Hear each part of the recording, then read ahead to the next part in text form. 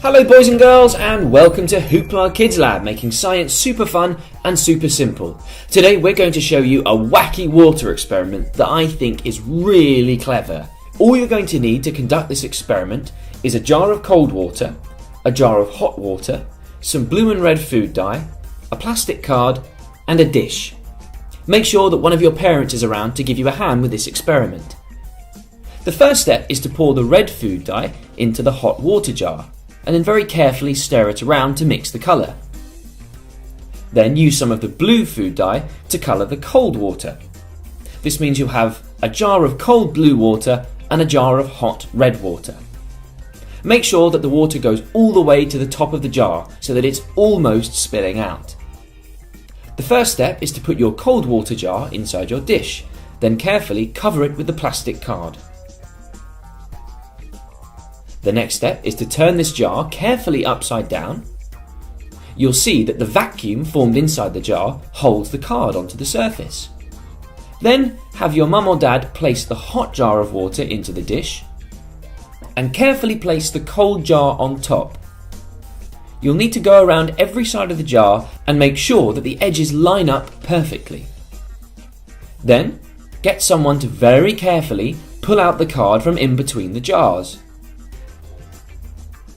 As they do, you'll see that the water starts to mix, which forms a pinkish purple colour. As each of the jars mixes in with the other one, you'll see that the colour evens out completely. This is because the water is very slowly mixing all of its molecules together.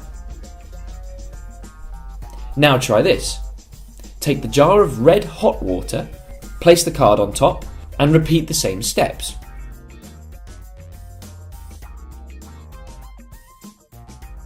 This time the blue jar is on the bottom and the red jar is on the top.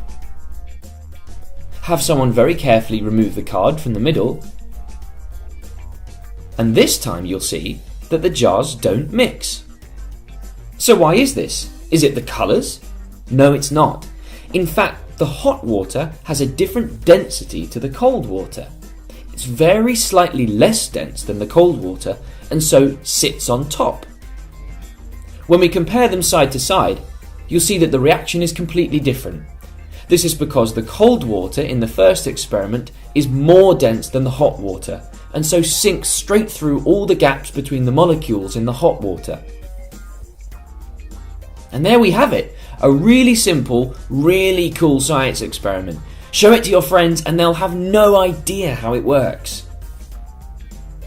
Thanks for watching this one, boys and girls. Come back next time for more exciting science. Subscribe to our channel on the link above and leave any comments in the box below. See you soon.